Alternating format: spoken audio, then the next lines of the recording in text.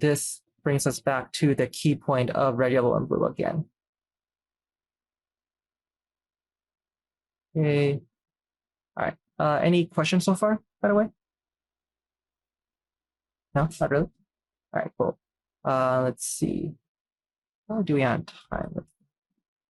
Okay, cool. We have 15 minutes left. So within the last 15 minutes, usually what you want to do is, or at least, what I recommend you doing is I don't recommend you trying to start anything too new, right? Especially within the last 15 minutes. Last 15 minutes is basically where you can, you can add a few more strokes here and there, but ultimately it should be about just kind of seeing what you've already gotten done so far, right? So I'm actually gonna go circle back in here and just make sure that everything is nice and clean. Go in here, tap into this area once more. And then after that, I'm finally gonna switch my brush out for a slightly smaller one. I've been using the same size brush for like the majority of the painting. So the last 15 minutes, I'm finally going to switch it out for a slightly smaller brush. The reason why I waited until like the last 15 minutes is just because that way I don't get tempted to constantly just use this, right? When there's a time limit, it still forces your mind to think about, okay, what's important and what's not important, even with a small brush. Because a lot of times I realize when we're using a small brush, we tend to forget the idea of simplification. Like we just start going at the painting like with everything we have, and we forget the idea that it's like things are still supposed to be simplified, right? So by giving yourself a time limit, you still maintain that discipline of thinking about everything in terms of like the importance of like, oh, is this really important? Like, should I capture this, or is this not that important? Is there more important things out there that I need to capture with my small brush first? So it's still going to place emphasis on that. So I'm just adding these two strokes right there to indicate that. Getting a little bit of a dark value right here. I'll indicate this. Right, and then I'm seeing, okay, cool, there's a bit of a lighter value right. So I'll indicate this real quick. And next, going in here,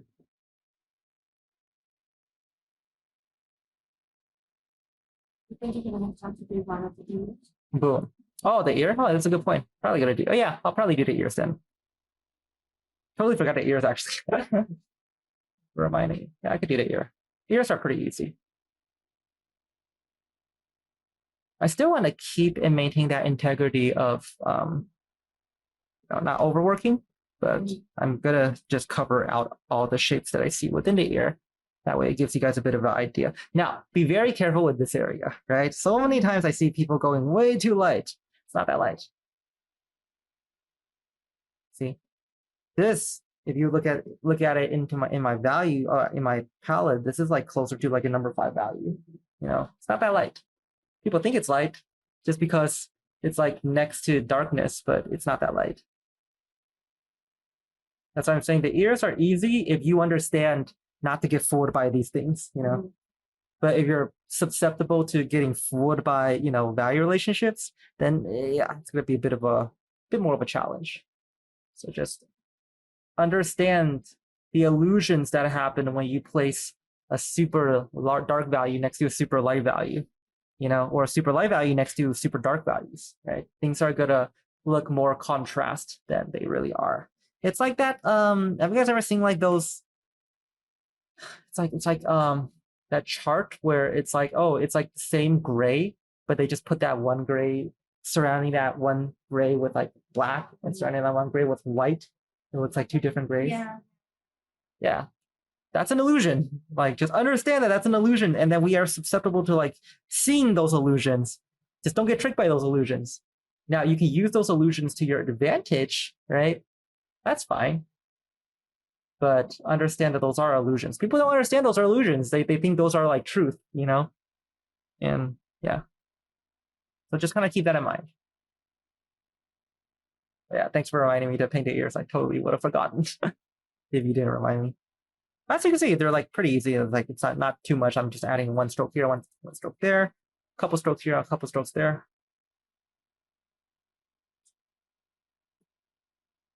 Let's see.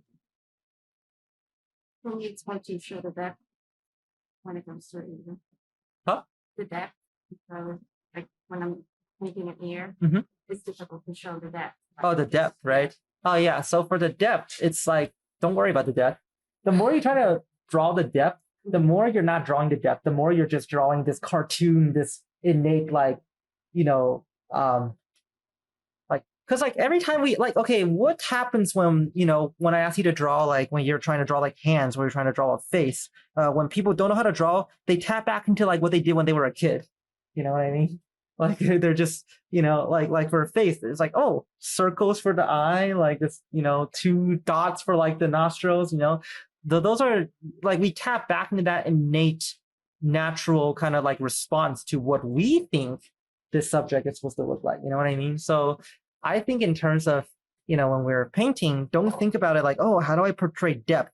What is depth? Depth is just a illusion too, because like here, it's like no matter how much depth I can put in my painting, I can't reach in. You know what I mean? It's still a flat painting at the end of the day, right? Depth is just the same as anything else. It's just an illusion, and it's up to us not to get fooled by the illusion or to get, mystified by the illusion. And we can use the illusion to our advantage. You know what I mean? But that's something that I recommend you think about, like when you're painting.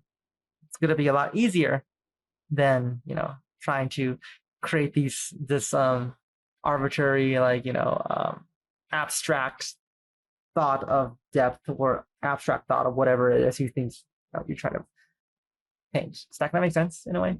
Yeah. I say the less we think about that, the easier it actually will be for us. Oh, Jerry, do you have any questions so far? No, all good. All good? Good. Yeah.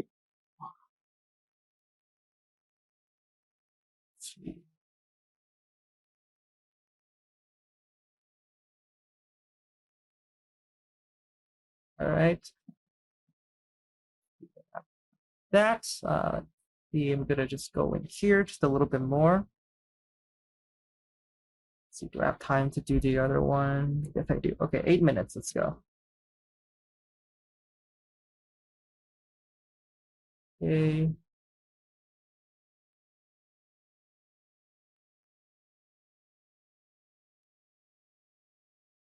And I'm gonna go in here just a little bit more.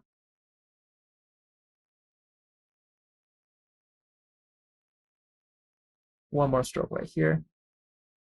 Did you guys notice that? Like, notice how I put 2 strokes there and then like this disturbed that stroke? You know what I mean? Yeah. That's the exact reason why we don't want to overstare and welcome with our brushstrokes, and to think more in terms of brushstroke economy than anything. Okay, one more stroke here, and then I'm going to move on to the other ear.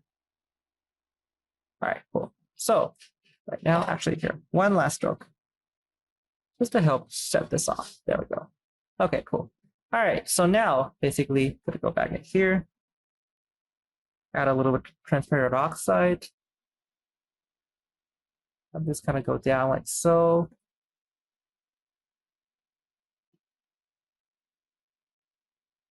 This value is going to go outwards. A little bit more outwards.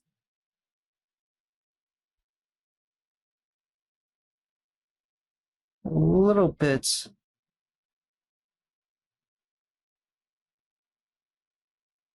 This, like so.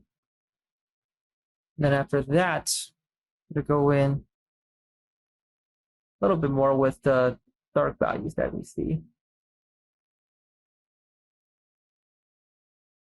Okay. And what I'm doing here actually is I'm gonna go in, tap into nice light value right here. And then after that, I'm gonna go in with like a nice light orange. A bit of a cat yellow. just to kind of help create something like that nice light right here. Okay, a little bit of alizarin crimson in here to add a little bit of red.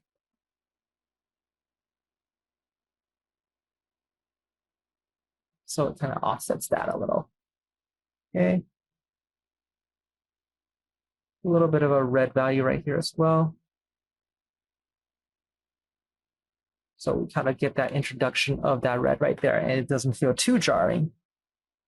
And next, of course, one last stroke for that area. Just kind of bring some relevance.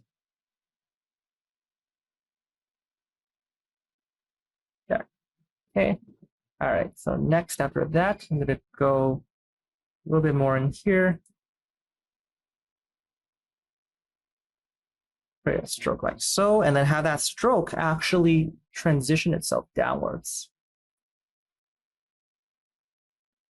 As well as having a stroke like so, adding some darker values right over here.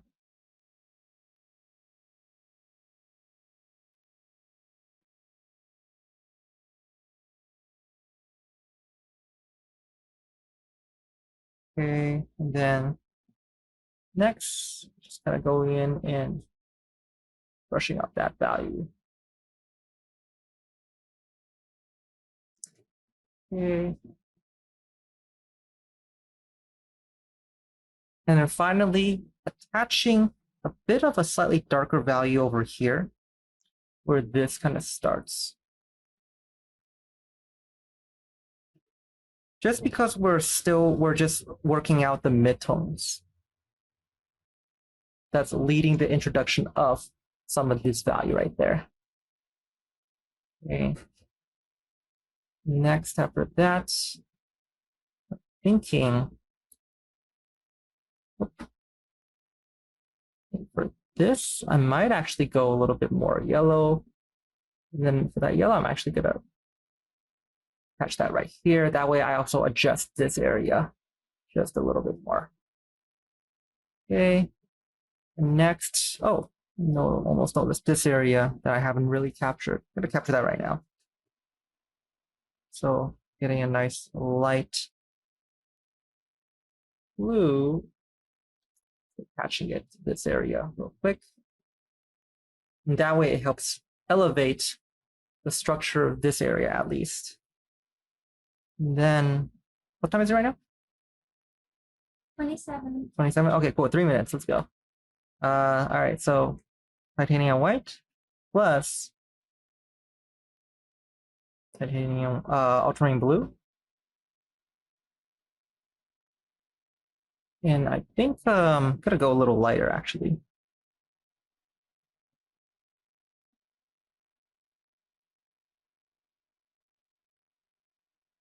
It's gonna create like that nice light that we see right over here.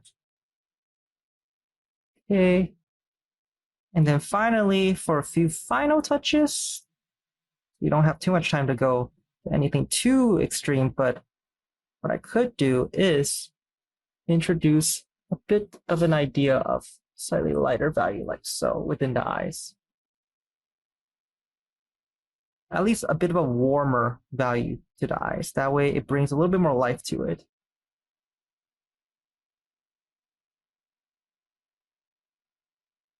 Okay. Over here as well. The titch, just a little bit of a dash. It's sometimes all you need. Okay, then after that, just gonna go in. Just a little bit of a light. So, all right. So now let's see. I think I still have a bit of a time.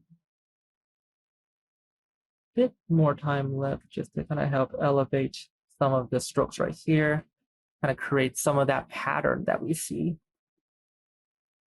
So I'm just looking at this. I'm like, okay, cool. There's going to be a slightly darker blue right there.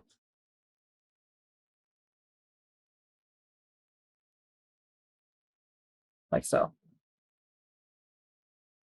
Okay. Next, what I'm doing is I'm just going in and I'm gonna slowly just start capturing that. I think this is gonna be a last stroke. I don't think we have time anymore, but as you can see, even like during this stage, I'm still peeking and looking into, you know, more and more things to kind of add. I'm gonna add one last stroke actually. Let's see.